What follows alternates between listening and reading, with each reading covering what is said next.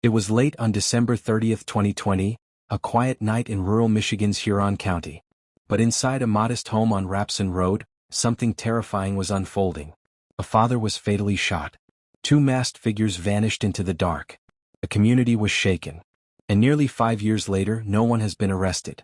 This is the story of 59-year-old Ricky H. Bailey, a life cut short and a tragedy that still haunts Verona Township. Who was Ricky Bailey? Ricky H. Bailey was more than a name in a police report.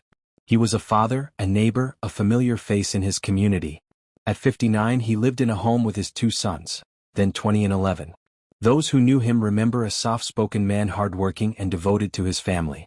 But on that winter night, Ricky's life would be violently stolen, and the world around him changed forever.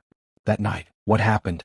Shortly before midnight on December 30, 2020, Huron County Central Dispatch received a frantic call from the residents on Rapson Road. Ricky's sons were inside, shaken but alive.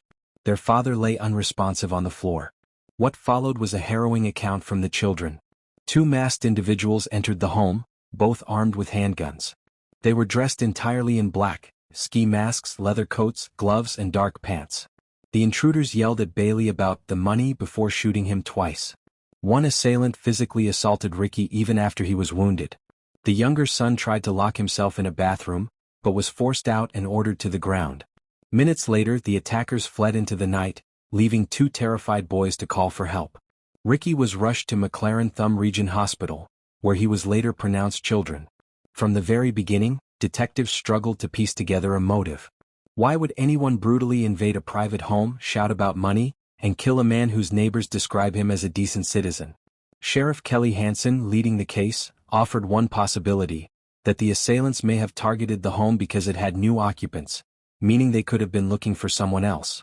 But that theory remains unconfirmed.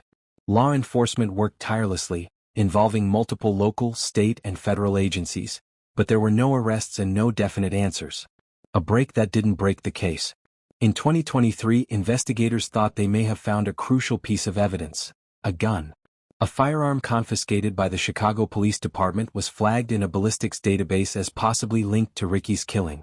Sheriff's deputies brought the weapon back to Michigan, and the state crime lab confirmed it was used in the homicide. The gun had been originally purchased in Huron County, but the seller claimed they had sold it and couldn't remember to whom.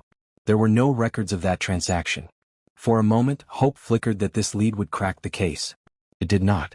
The weapon returned no immediate suspects, and the investigation continued. Now, years later, the case remains cold but not forgotten.